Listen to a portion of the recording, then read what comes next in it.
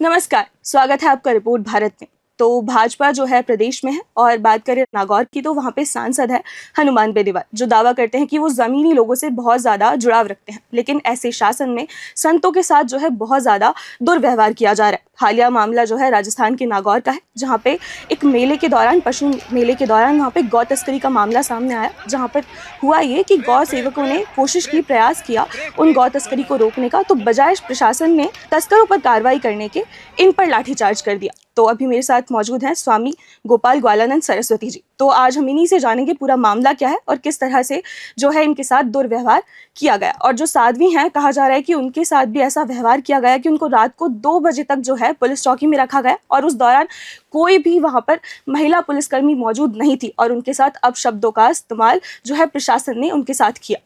तो जी आप मुझे पूरा मुद्दा बताइए कि उस रात क्या हुआ, किस तरह से गौ तस्करी हो रही थी और किस तरह से जो है मामले की शुरुआत हुई। जी, जय गौ माता, जय गोपाल जी। विषय ये है कि पर्वतसर मेले में जैसे गौ भक्तों को सूचना लगी कि पर्वतसर मेला लगा हुआ है जी। और उसमें से कुछ तस्करी के रूप में जा रहे गोवंश भरकर जो खेती की आड़ में किसानों के पास जा रहे, इस प्रकार की सूचना मिली। तो कुछ गोभक्त वहां पर पहुंचे, मेलों में छानबीन की। जैसे अगर कोई किसान लेके जाता है तो वो प्रेम पूर्वक छोटी गाड़ी में अपने 2 बैलों की जोड़ी बढ़िया प्रेम से लेके जाता है, उनको कभी कुछ नहीं कहा और न कहते। लेकिन जो अमानवीय रूप से ट्रकों में भरकर 2 की जगह 7-7 भरकर लेके जा रहे, तो उनसे पूछताछ की गई, उनको पूछा गया तो वो अवैध भी पाए गए। तो इसी विषय को लेकर जब पता चला कि हाँ यहाँ पे अवैध तस्करी हो रही है, तब गौ भक्तों ने कपिला दीदी जी से संपर्क किया और कपिला दीदी जी को वहां बुलाया गया। हमारे गुरु बहन ने पूज्य साध्वी कपिला दीदी जी, वे वहां घटना स्थल पर पहुंचे और मेला प्रशासन से और पुलिस प्रशासन से और वहां के व्यापारियों से समझाइश करने की कोशिश की कि भाई मेले के विरोधी नहीं है, ना किसानों के विरोधी है। हम तो चाहते हैं कि किसान बैलों से खेती करे, हम तो ऐसे किसानों को ढूंढ रहे हैं, उनकी पूजा करते हैं हम तो उन किसानों की। लेकिन हमें वहाँ ऐसे किसान कहाँ है आज भारत में जो बैलों से खेती करते हैं? बहुत कम संख्या में है। पहले मेले लगते थे तो पहले बैलों से खेती भी होती थी, लेकिन आज मेले की आड़ में तस्करी होती है। इसी विषय को वहाँ पे रखा कि भाई मेला लगाइए, मेला लगाने में कोई आपत्ति नहीं है, किसी गोभक्त की आपत्ति नहीं है, लेकिन मेले में पारदर्शिता आनी चाहिए, क्योंकि हम उसके प्रत्यक्ष प्रमाण है। हमारे गोभक्त कई सारे प्रमाण हैं कि मेले की आड़ में तस्करी होती है, जो गत जगह जगह आपके भी सुनने में आ रहा होगा कि आज वहाँ पे गाड़ियाँ पकड़ी गई। मामले हालिया में बहुत सामने आ रहे हैं, बहुत सामने आ रहे, बड़े हैं। तो इसी प्रकार से बड़े हुए, तो उनको जब इतनी समझाइश की गई तो उनको कुछ खींच दूसरी थी। जैसे मृता पशु मेले से भरकर 52 ट्रकें जा रही थी, 52 ट्रक जा रहे थे, जिनको बांसवाड़ा में पकड़ा गया था। तो वहाँ पे हमारी गुरु बहन पूजा साध्वी सरदा दीदी जी थे। तो जैसे वहाँ पे उन मेला स्थल पर कपिला दीदी जी को देखा उन्होंने, तो कि ये वही लोग हैं जिन्होंने बांसवाड़ा में भी गाड़ियाँ पकड़ी थी। उस खींच से उन्होंने जो बेचने वाले व्यापारी है वो, जो खरीदने वाले व्यापारी है वो, और साथ में पुलिस प्रशासन भी, और वहाँ के लोकल विधायक और सांसद, उन्हीं से जुड़े हुए कुछ लोग, उनके आपके उन सोशल मीडिया हैंडल देख लीजिए आप, वो खुद कह रहे हैं, स्वीकार कर रहे हैं कि मैंने अपने लोगों को वहां पे भेजा। और जो लोग वहां पे उनके सदस्य आए वो खुद स्वीकार कर रहे हैं कि हाँ हमने उनको दौड़ा दौड़ा कर मारा। तो उनके साथ में अभद्रता की गई, मारा पीटा गया, जिसमें कपिला दीदी जी को कुर्सी पर लात मारकर नीचे गिराया गया पुलिस प्रशासन ने और उनके साथ में अभद्रता की गई। बिना महिला पुलिस के उनको थाने में ले जाया गया, आधी रात तक उनको थाने में रखा गया। अभी तक 14 गोभक्त खबरें मुझे मिली कि जब उन्हें थाने में रखा गया तो उस दौरान जो कोई भी महिला पुलिसकर्मी मौजूद नहीं थी, तो क्या ये सच है? ये सच है, बिल्कुल सच है। 3.5 घंटे तक उनको थाने में रखा नहीं, बल्कि पुलिस के सामने उन व्यापारियों ने, बेचने और खरीदने वालों ने उनको जलील भी किया अपशब्दों से। जी, कैसे अपशब्दों का इस्तेमाल किया गया, एक बार आप बताएंगे? जैसे कि आप फर्जी हो, आप साधु हो, आप ढोंगी हो, ऐसे ऐसे करके। कभी जीवन में गौ सेवा की है तो उन्होंने तो पूरा जीवन ही गौ सेवा के लिए समर्पित कर दिया है, आप उनको क्या गौ सेवा सिखाओगे? लेकिन इस प्रकार से उनके साथ में व्यवहार किया गया। तो इस तरह का जो दुर्व्यवहार है संतों के साथ किया जा रहा है, तो आप मुझे बताइए कि आपको क्या कहीं ना कहीं लगता है कि इसमें पुलिस प्रशासन, पुलिस महकमे के साथ जो है कहीं ना कहीं जो सांसद है उनकी संलिप्तता भी है इसमें? सांसद और विधायक दोनों की है, वो खुद स्वीकार कर रहे हैं, ये हमें कहने की भी आवश्यकता कर रहे हैं। जैसे हाँ, जैसे उनके आदमियों के, उनके खुद के बयान सोशल मीडिया पर घूम रहे हैं कि मैंने अपने कार्यकर्ताओं को वहां पे भेजा है, कार्यकर्ता वहां पे मोर्चा संभाल रहे हैं, किसानों को चिंता करने की जरूरत नहीं है। अरे किसानों को कौन परेशान कर रहे हैं? हम किसानों को परेशान नहीं कर रहे हैं, हम किसानों की आड़ लेकर जो तस्करी कर रहे हैं हम उनके विरोध में। इस प्रकार के उनके बयान है कि हमने अपने कार्यकर्ता भेजे। ये सब उन्हीं की सहाय में हो रहा है वहाँ पे। तो सांसद बेनीवाल हैं, तो उनके महकमे में ऐसा होना, और आप, मेरे पास कहीं से सूचना आ रही थी कि जो ट्रक हैं उनकी संलिप्तता भी उनमें भी कहीं हाँ, सांसद बेनीवाल जी की बांसवाड़ा है। में जो 52 ट्रकें पकड़ी गई थी जी। उसमें भी कुछ ट्रकें थी जिन पे आरएलपी के स्टिकर और लोगो लगे हुए थे। आरएलपी के स्टिकर और लोगो लगे हुए थे। तो गौ सेवा जो है एक बहुत बड़ा वो कहा जाता है, और हिंदुत्व में हमारे बहुत मायने भी रखती है ये। बहुत मायने। तो भाजपा सरकार की बात करें तो केंद्र में वो है, तो इस तरह का व्यवहार अगर हो रहा है तो क्या सरकार की जिम्मेदारी, हर बार दावा किया जाता है कि आपके इनके लिए ऐसी व्यवस्था की जाएगी, इस तरह से किया जाएगा, लेकिन तस्वीर तो कुछ और ही दिखा रही है, तो इस पर क्या कहना चाहेंगे आप? वो तो आप सबके सामने है, सारे समाज के सामने, पूरा देश देख रहा है स्थिति क्या है करके। अगर सरकार सत्ता, हम किसी राजनीतिक पार्टी के पक्षधर नहीं है, हम तो, हमारी पार्टी गौ माता है, लेकिन फिर भी हमें बीजेपी से कहीं ना कहीं उम्मीद थी कि जब भाजपा आएगी तो गौ माता का काम होगा। लेकिन भाजपा आने के बाद में भी गौ भक्त और साधु संतों निराश ही है। आज भी गोवंश रोड पर भूखा प्यासा और ठोकरे खा रहा है। हम खाली एक हाईवे की आपसे बात करते हैं, अजमेर से भीलवाड़ा हाईवे। ये बरसात के मौसम में खेतों में मक्खियाँ काटने की वजह से गोवंश रोड पर आकर बैठता है। इस हाईवे पर एवरीडे 6 से 7 एक्सीडेंट होते हैं। मैं खाली इस सावन में 1 महीने के अंदर 150 से 200 एक्सीडेंट हो चुके, जो मेरी जानकारी में, रिपोर्ट में पूरे प्रूफ के साथ। तो खाली जब 100 किलोमीटर के हाईवे पे इतना हो रहा है तो पूरे देश में गोवंश की क्या स्थिति है, ये समाज के सामने ही है। तो इसका हल क्या है, इसका हल क्यों नहीं ढूंढा जा रहा है? जी, तो सरकार अब हमेशा कहती है, गौशालाओं की बात होती है, तो क्या ऐसा कुछ सरकार कर नहीं रही है? आप रहते हैं, आपको सारी जानकारी है, तो आप मुझे बताइए और दिखाइए जो तस्वीर है। देखिए, सरकार निर्देश देती है कि जो निराश्रित गोवंश है उनको गौशालाओं में लेना पड़ेगा और गौशालाओं में भेजिए। जो गौशाला संचालक है वो लेना भी चाहते हैं, लेकिन उनके पास पर्याप्त भूमि भी तो होनी चाहिए। भूमि तो सत्ता के पास है, सरकार के पास है। तो भूमि सत्ता, जमीन सरकार ने आपको अलॉट नहीं करवाई है अभी तक? अलॉट तो छोटी छोटी गौशालाएं बनी है, तो छोटी छोटी भूमि है। अब जैसे कि किसी अगर जिले के अंदर 1 लाख गोवंश सड़कों पर घूम रहा है, तो उसके लिए तो कम से कम 5-7 हजार या 10,000 बीघा भूमि आवंटित होगी, तो उसमें अभ्यारण्य के रूप में विकसित किया जाएगा, सारा निराश्रित गोवंश वहां लिया जाएगा। तो ऐसे अगर सरकार हर जिले के अंदर अभ्यारण्य के लिए भूमि आवंटित करवाती है, तो साधु समाज के साथ में मिलकर उन गोवंश की सेवा करेगा और सत्ता उनमें सहयोग करे धन का। चाहे तो ये जैसे शराब है, गुटखा है, तंबाकू, इनके ऊपर और कोई अतिरिक्त टैक्स लगा दे और धन संग्रह करके साधुओं को, संस्था को सौंपे और वो अभ्यारण्य चलाए। हम जिम्मेदारी लेने के लिए तैयार है, गुरुदेव की कृपा से और संतों की आज्ञा से, कि राजस्थान में एक भी गोवंश रोड पर नहीं घूमे, लेकिन पर्याप्त मात्रा में उनके लिए भूमि और व्यवस्था तो सत्ता करवाएगी। वो तो हमारे पास भूमियां है नहीं इतनी, गोचर की हो, ओरण की हो, सब वन विभाग के नाम पर, अलग अलग विभाग के नाम पर सारी भूमियां तो सरकार के पास है। अगर वो सरकार उस दिशा में कदम उठाती है तो उसका हल यही है कि सारा गोवंश एक बार उस अभ्यारण्य गोचर भूमियों में शिफ्ट किया जाए, फिर उनके संवर्धन पर काम किया जाए। जब उनका संवर्धन होगा, उनकी नस्ल सुधरेगी, जब तो किसान खुद भी खुद, जब दूध पर्याप्त मात्रा में मिलेगा तो किसान घर पे रखेगा। लेकिन ये बाद का विषय, लेकिन ये भी साथ में संवर्धन का किया जा सकता है। तो ये सब अभ्यारण्य के माध्यम से होगा और ये सरकार के सहयोग के बिना संभव नहीं है। अभी मैंने सुना कि आपके जितने भी गौ सेवक वहाँ पे मौजूद रहे, उन सब पे केस दर्ज कर दिया गया है पुलिस प्रशासन ने, और आपके कुछ गौ सेवक अभी भी हिरासत में हैं, जेल के अंदर कैद हैं। तो इस तरह का व्यवहार जो किया जा रहा है, आप लोगों को हमेशा ऐसा दिखाया जाता है कि आप लोग बिना फालतू के मुद्दे बनाते हैं, तो क्या ये, इस पर क्या कहना चाहेंगे आप? देखिए, मैं राजनीति के विषय में तो ज़्यादा नहीं कहूँगा, लेकिन गौ भक्त कभी कोई फालतू का मुद्दा नहीं बनाते। ये उनकी पीड़ा है और उनकी पीड़ा को आपको समझना होगा। और इस तरह प्रशासन का व्यवहार जो रहता है, अब वहाँ पर 14 बच्चे प्रशासन ने अंदर करके रखे। आप उनकी अपने निजी स्तर पर जांच करवा लीजिए। सारे जमीनी स्तर पर सेवा करने वाले बच्चे, उनकी पीड़ा है। जब पता चलता है तो वो इतने दूर दूर से रक्षा के लिए आते हैं, अपनी जान पर खेलते हैं। वो कोई फर्जी या असामाजिक तत्व नहीं है।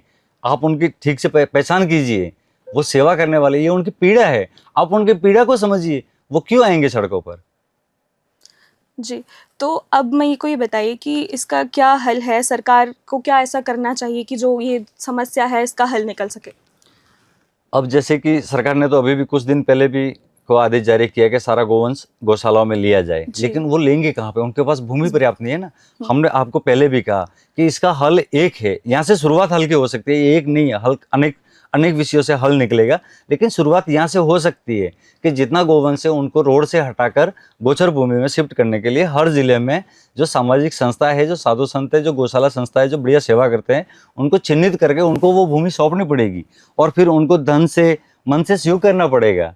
तो वो संभाल लेंगे, सेवा कर लेंगे। ये है समस्या का समाधान। फिर उन गोवंश का संवर्धन हो, फिर उनसे गोबर गोमूत्र से निकलने वाले आजकल बहुत सारे ऐसे प्रोडक्ट है जो गोबर गोमूत्र से जी, बनते हैं, बहुत। तो उनके लिए सरकार बढ़ावा दिया जाए। जब सारा गोवंश एक जगह होगा तो उस एक जगह से गोबर गोमूत्र भी संग्रह करना आसान रहेगा और उनसे कुछ प्रोडक्ट बनाया जाए, यहाँ से समाधान निकल सकता है। और अगर राजस्थान के नागौर की बात करें सांसद हनुमान बेनीवाल की, तो क्या वो कुछ कर रहे हैं गौ रक्षा, ये जो गौ सेवक है उनके लिए और गौवंश के लिए, क्या उन्होंने ऐसा कुछ? देखिए, हम हनुमान जी का तो ज्यादा कुछ नहीं कहेंगे, वो कुछ अलग प्रकार से बोलते हैं, अलग प्रकार से? जैसे किसान किसान किसान, जी। तो हम थोड़े किसानों के विरोधी है, हम भी तो किसान परिवार से निकले अच्छा, हुए तो हैं। उनको ऐसा हमने लगता भी है अपने कि घर आप पे गाय किसान भैंस, विरोधी हैं? वो ऐसा गौ ऐसा सेवक। साबित करने पर तुले हुए हैं। अच्छा। हम किसान विरोधी थोड़े, आप मान के चलिए बहन, हम चाहते हैं, हम पूजा किसकी करते हैं? हम गौ माता और गोपाल की पूजा करते हैं। कौन है गोपाल? ये गोपाल कौन है? हम गोपाल को मंदिर में जाकर पत्थर की मूर्त में देख सकते हैं, लेकिन हम वास्तव में जब देखते हैं ना गोपाल को, तो हम उस किसान को, दो बैलों के बीच में खड़ा किसान ही हमें गोपाल दिखता है। हमारे लिए तो वो साक्षात भगवान है। पर आज ऐसा किसान है कहाँ बहन, वो तो बताइए। हम चाहते हैं कि प्रशासन और शासन उस पर भी काम करे कि जो बैलों से खेती करते हैं उनको सब्सिडी दी जाए, उनको बढ़ावा दिया जाए, या गोबर से खेती हो उस पर बढ़ावा दिया जाए, ऑर्गेनिक खेती पर, तो समाधान निकले। बेनीवाल जी किसान विरोधी उस क्षेत्र के अंदर साबित करना तुले हैं कि अब ये किसान विरोधी, हम किसान विरोधी कैसे हो सकते हैं? आप बताइए कि हम तो किसानों की पूजा करने वाले हैं, हम किसानों के विरोधी नहीं है, लेकिन किसानों की आड़ में और मेला की आड़ में जो गो तस्करी होती है, हम उसके विरोधी है। गौ तस्करी एक बड़ा मुद्दा है। नागौर में ऐसे पहले भी मामले सामने आए हैं। राजस्थान के नागौर की अगर हम बात करें तो हनुमान बेनीवाल जी से एसआई भर्ती पेपर लीक का मुद्दा उठाते हैं, हर मुद्दे को वो उठाते हैं और जनता के बीच में रहते हैं, तो क्या उनको ये मुद्दा दिखाई नहीं देता? उनको सब दिखाई देता है, लेकिन उनकी शायद राजनीति को वो सूट नहीं कर रहा होता तो होगा। मतलब वो सिर्फ राजनीति के लिए काम करते हैं, जनता के लिए नहीं, ऐसा कहना चाह रहे हैं आप? हम नहीं कहना चाहते, हमें जी। जैसा महसूस हुआ वैसा हम आप- कहेंगे, बाकी हम राजनीति के बारे में ज्यादा कुछ हम नहीं बोलना नहीं चाहते, ना हम राजनीति को जानते। हम ग्वाले हैं, गौ सेवा को जानते, और गौ सेवा के विषय में हम। पर ये मामले आए दिन सामने आते हैं, लेकिन उनका कोई एक्शन नहीं होता। उल्टा प्रशासन आपके साथ इस तरह का दुर्व्यवहार किया जाता है, आपके साथ लाठीचार्ज किया जाता है, साध्वी को इस तरह से बुरी तरह पीटा जाता है, अपशब्दों का इस्तेमाल किया जाता है उनके शासन में। तो क्या उनको ये मुद्दे दिखाई नहीं देते, या वो देखना ही नहीं चाह रही है? अब विषय ये कहाँ उनके मन में अटका है, पता नहीं उनको अड़चन कहाँ आ रही है। बाकी गौमाता का विषय आज सबसे बड़ा विषय है। अगर उनको हल नहीं किया गया या गौमाता की रक्षा नहीं की गई, तो इस राष्ट्र की भी रक्षा नहीं होगी, इस संस्कृति की रक्षा नहीं होगी, इस सनातन धर्म की रक्षा नहीं होगी, गंगा माता की रक्षा नहीं होगी, इस गीता माता की रक्षा नहीं होगी, गायत्री की नहीं होगी, ना बहन बेटियों की होगी। सारा हल इस गौ माता की रक्षा के ऊपर छिपा हुआ है। अगर अपने 4 वेद है, 16 पुराण है, जितने भी शास्त्र है, उसमें से अगर गौ माता को निकाल दे तो पीछे कुछ बचता नहीं है। सारा धर्म का मूल ही गौ माता है। कहा जाता है कि गाय में जो है 33 कोटि देवी देवताओं का वास है, और इस तरह का व्यवहार उनके साथ भाजपा हिंदुत्व का दावा करने वाली सरकार। तो अब आप ये मुझे बताइए, आपकी आगे क्या रणनीति रहेगी? अगर गौ तस्करी नहीं रुकती है और इसी तरह का व्यवहार रहता है, तो अब आप आगे क्या करेंगे? देखिए, फिलहाल तो बात यह है कि हमारे निर्दोष 14 भाई अंदर हैं जी। गौ भक्त भाई 14 निर्दोष अंदर हैं। हम आपके माध्यम से, आपके इस मंच के माध्यम से हम सरकार से और प्रशासन से निवेदन करेंगे कि उन निर्दोष गौ भक्तों को रिहा करें। उसके बाद में रही बात गौ तस्करी की, तो हमारा तो देह पता नहीं कितने जन्म हो चुके हैं, और जब तक इस समस्या का हल नहीं होगा, हम पुनः जन्म लेकर आएंगे और इस काम में लगेंगे और करेंगे। किस तरह से आप क्या रणनीति अपना रहे हैं कि जो आपकी गौ तस्करी की जो समस्या अभी हुई है, क्या आपने किसी मंत्री को ज्ञापन वगैरह सौंपे हैं? ज्ञापन हमारे अलग अलग गौ भक्त अपने गौशालाओं के, अपने संगठन के नाम से, गौ भक्तों के नाम से अलग अलग सब हर जिले स्तर पर ज्ञापन सौंप रहे हैं। पशुपालन गोपालन विभाग को भी सौंप रहे हैं, मुख्यमंत्री के नाम, प्रधानमंत्री के नाम, सब अलग अलग नाम से ज्ञापन सौंप रहे हैं, सब जगह से सौंप रहे हैं। तो आपको लगता है कि आपकी स्थिति में आने वाले समय में सुधार होगा? ये जो इतनी बड़ी समस्या है गौवंश जो इस तरह से रोड पर है, क्या ये सुलझेगी? क्या इसका समाधान होगा? हम बेन सनातनी है, हम आशावादी है। हमारे गुरुदेव कहते हैं हम आशावादी है, तो हम तो आशा कर सकते हैं कि एक दिन सुधरेगी। हम हार नहीं मान सकते। आशावादी है तो हमारी आशा है, उम्मीद है कि एक दिन इस समस्या का समाधान होगा। तो वो जो साध्वी हैं वो अभी किस हालत में हैं जिनके साथ इस तरह का व्यवहार किया गया?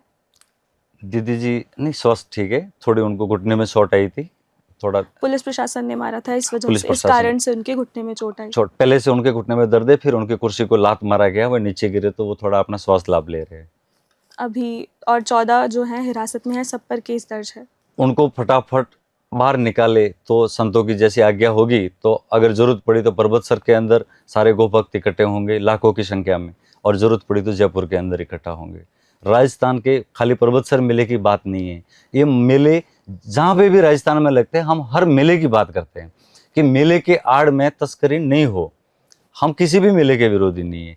अगर वर्तमान समय के अनुसार भी मेलों की आवश्यकता है तो जरूर मेले लगे, उसमें किसी को कोई आपत्ति नहीं है।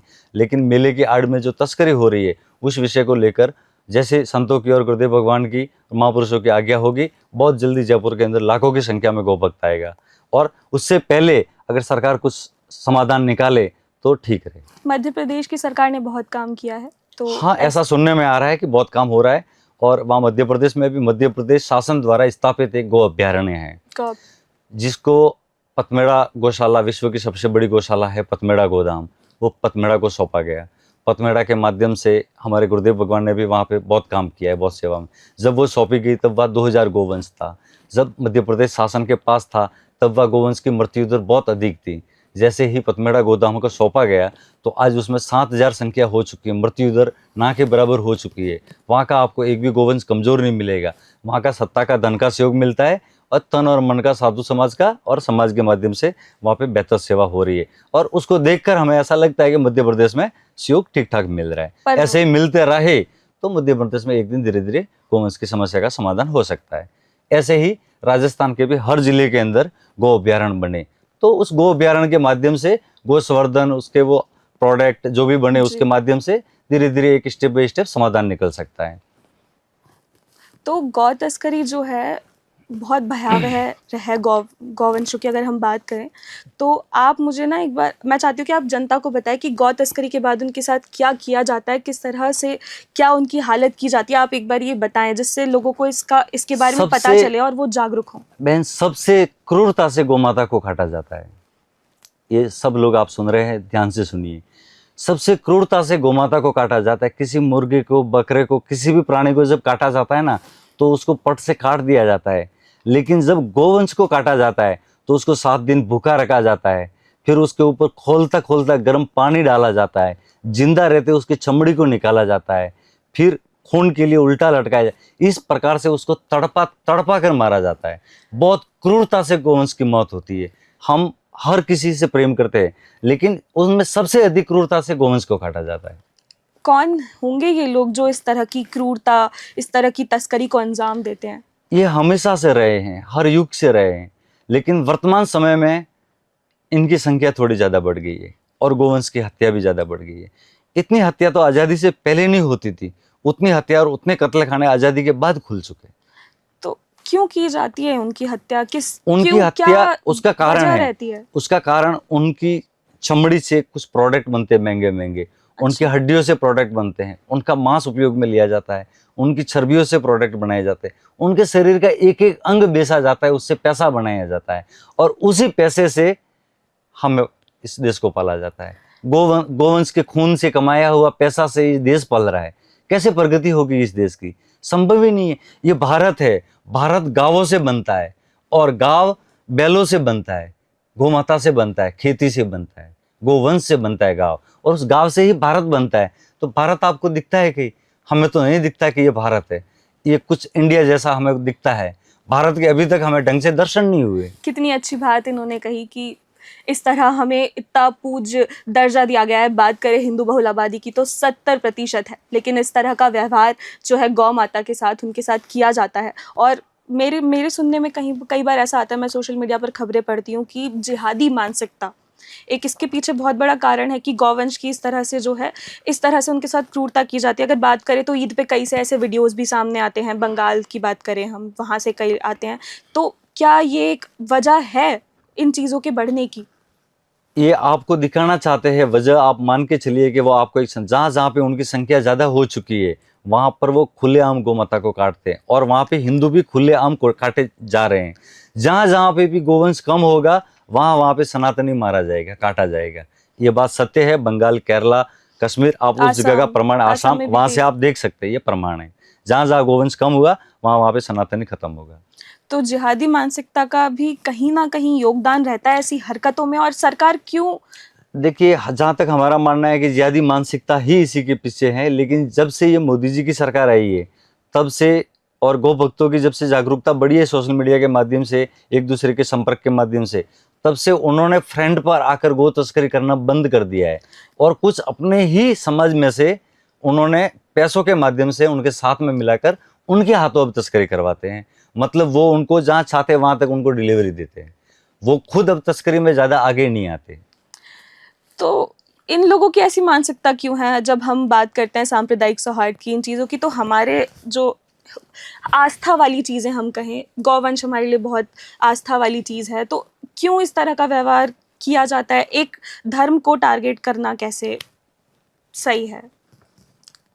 धर्म को टारगेट करना कभी भी सही नहीं है। धर्म एक ही है, सनातन, और उसको हमेशा से टारगेट किया जाता रहा है, हमेशा से, सतयुग से भी। लेकिन सतयुग से भी जब भी भगवान ऋषि मुनि यज्ञ करते थे तो उसमें हड्डियां डालते थे, यही तो वो होते थे। आज उनको बोले कुछ नाम दे दिया जाता है, पहले मलेच्छ कहते थे, कुछ पहले राक्षस कहते थे, अलग अलग नामों से समय समय के साथ में नाम उनका अलग अलग पुकारा जाने लगा। लेकिन वो युगों युगों से करते हैं, वो आज भी कर रहे हैं, वो उनका काम कर रहे हैं। लेकिन वो कहाँ है जो इनके विरोध में है, जो मानवता के पक्ष में है, वो अभी तक कहाँ है? आपने अभी देखा होगा दिल्ली में कुत्तों को कुछ बोल दिया तो सारे सड़कों पर आ गए, और यहाँ पर काटा जा रहा है गोमाता को तड़पा तड़पा कर, और समाज को और किसी लोगों को पड़ी नहीं है। अगर कोई जिनके अंदर पीड़ा है और वो आगे आते तो उनको असामाजिक तत्व, गो रक्षक, गुंडा, उनको अलग अलग नामों से, उपाधियों से नवाजा जाता है। हालांकि गोरक्षकों के लिए ये तो सम्मान के विषय है, आप जो देना दो वो दीजिए, हम हर नाम हमें स्वीकार है। तो इन्होंने बताया दिल्ली में, आप सबने भी देखा होगा किस तरह से, जो अगर कुत्तों की बात हम करें तो पूरा देश जो है एकजुट हो गया था। दिल्ली में एक बहुत बड़ा मार्च निकाला गया था कैंडल लेके, जो हम हर बार करते आए हैं। कोई भी मुद्दा होता है तो हमें लगता है कि ये उसका सबसे बड़ा हल है, लेकिन जब गाय की हम बात करें, गौवंश की अगर हम बात करें, तो उनके साथ ऐसा व्यवहार सदियों से होता आ रहा है। जब वो काम की नहीं होती है तो उन्हें त्याग दिया जाता है, वो जब दूध देना बंद कर देती है तब भी उन्हें उनके अपने ही वंश, अब हम खुद लोग त्याग देते हैं, तो इस तरह के। लेकिन उस पर आज तक किसी ने आवाज़ नहीं उठाई, और सरकार, प्रशासन इतना दावा करती है, इतनी नीतियाँ जो है लाती हैं, लेकिन उस पर ज़मीनी तौर पर कोई काम क्यों नहीं होता? हर बार तस्वीर कुछ और ही क्यों दिखाई देती है? अभी भी कोई सरकार ने, कोई भजनलाल जी की सरकार ने कहा है कि अगर किसी किसान का या किसी मालिक का अगर गोवंश है या पशु है, वो अगर रोड पे घूमता है तो उसके ऊपर अधिक जुर्माना लगाया जाएगा। ऐसे कई सारे उन्होंने नियम इस बार बताए, लेकिन वो जमीनी स्तर पर कहीं लागू होते दिखते नहीं है। जबकि आप पशु मेले की बात कर रहे हैं, हम तो मेला के विरोधी नहीं है, लेकिन फिर भी 2014 में हाई कोर्ट से रोक लगी हुई है मेलों पर। 2014 से कोर्ट से रोक लगी हुई है, तो ये अवैध तरीके से ही चल रहे हैं। क्या होता है इस मेले में? किस तरह से इस मेले? पहले मेलों की आवश्यकताएं होती थी। पहले किसान अपने पास जरूरत से ज्यादा जब बैल एकत्रित होते थे तो उनको मेलों में लाते थे, जिनको जरूरत होती थी वो खरीदते थे। तो पहले बैलों के ऊपर अपनी अर्थव्यवस्था टिकी हुई थी और होता था। आज कुछ % किसान बचे हैं जो बैलों से खेती करते हैं, तो उनके लिए कोई छोटा मेला लगे, बात अलग है, वो लेके जाए। लेकिन अब मेलों की आड़ में तस्करी का रूप ले लिया है। अब एक सरकार को क्या आप हमारे माध्यम से कहना चाहेंगे इस मुद्दे पे? एक बार, आखिरी बार, हम सरकार से यही कहना चाहेंगे कि आप इस विषय को संज्ञान में लीजिए, गौ भक्तों पर अत्याचार न करें, और जो गौ माता की दुर्दशा है उस पर भी आप ध्यान दें। पर्वतसर में जो कुछ हो रहा है वो ठीक नहीं है। गौ भक्तों का खाली इतना पूछना कि मेले के अंदर से तस्करी नहीं, अवैध रूप से तस्करी नहीं होनी चाहिए। उनको मारा गया, पीटा गया, उनको अंदर डाला गया, उनको जल्दी से जल्दी बाहर निकाला जाए, वरना बहुत जल्दी जयपुर के अंदर लाखों की संख्या में गोभक्त एकत्रित होंगे, फिर आपको संभालना मुश्किल हो जाएगा। हमें जयपुर आना पड़े उससे पहले आप गौमाता की समस्या का समाधान कर दीजिए। हम ग्वाले हैं, गौ सेवा करने वाले, हमें सेवा छोड़ कर यहाँ नगरों में आना ठीक नहीं लगता, लेकिन मजबूर अब आना पड़ेगा। अब भले पर्वतसर जाना पड़े, लाखों लोग तो पर्वतसर जाएंगे, और जरूरत पड़ेगी तो जयपुर आएंगे। यहाँ भले मुख्यमंत्री का घेराव करना पड़े, विधानसभा का घेराव करना पड़े, भले मरना पड़े, गोलियां खानी पड़े, लेकिन हम यहाँ आएंगे फिर। और एक और कि सनातन धर्म है, उसमें जागरूकता की कहीं ना कहीं एक बहुत कमी है। हम लोग अपने ही उससे जागरूक नहीं हैं, तो इस पर अगर आप कुछ कहना चाहें तो? कि हम समाज जागरूक नहीं है, ये बात सही है। कहीं न कहीं जातियों में, कहीं न कहीं पंथों में, कहीं न कहीं क्षेत्रवाद, भाषावाद में इन हम राजनीतिक इन्हीं वालों ने इनको मुद्दों में बांट के फंसे रखा है। जाते हैं। जैसे आप गांव में जाओगे तो आपको कोई जातिवाद नहीं दिखेगा, गांव के अंदर सब मिलकर रहते हैं। लेकिन कुछ ये वोटों की राजनीति ने जातियों में समाज को बांट दिया है। आज समाज अगर एक हो तो सारी समस्या को समाधान है। इससे तो हर कोई पीड़ित है कि हिंदू समाज इसमें जागरूक नहीं है। तो सत्ता में एक बहुत बड़ी चूक रही कि सरकारें जो हैं इन्होंने अब हमें ही जातियों में बांट दिया, राजनीति में बांट दिया, उलझा दिया। हिंदू मुस्लिम की डिबेट्स होती हैं, हर बार ऐसा कुछ होता है। लेकिन जो असली मुद्दे हैं, गौवंश का मुद्दा हम उठा लें, ऐसे कितने मुद्दे हैं जिन पर सरकार को संज्ञान लेना चाहिए। इनकी पीड़ाएं आज कितनी ज़्यादा व्यथित है, आपने सुनी, किस तरह का व्यवहार किया जाता है, आपने सब जाना। लेकिन एक जागरूकता नहीं है और एक सरकार है जिसको शायद दिखता ही नहीं है। हर बार वो नीतियां लाती है लेकिन अपनी ही नीतियों पर खरी नहीं उतर पाती है। आखिर क्यों?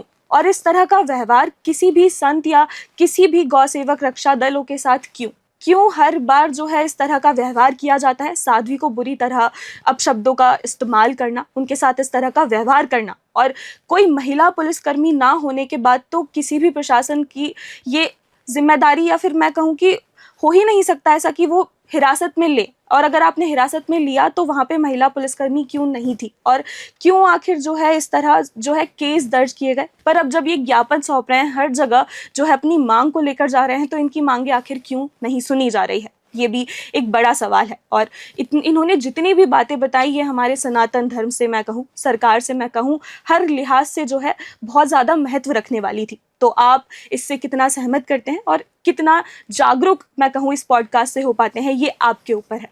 सच्चाई आपके सामने है, सब कुछ आपके सामने है। आप जागरूक होइए और हमें ज़रूरत है कि हम जब ऐसा कुछ होता है तो उसके खिलाफ जो है आवाज़ उठाएं, एक हों, और जो ऐसी मुद्दे हैं उन पर जो है सरकार को कहें कि वो काम करें, क्योंकि सरकार को लाने वाले हम हैं। और अगर वो ऐसे मुद्दों पे काम नहीं करेगी तो फिर सरकार के कोई मायने रह नहीं जाते हैं।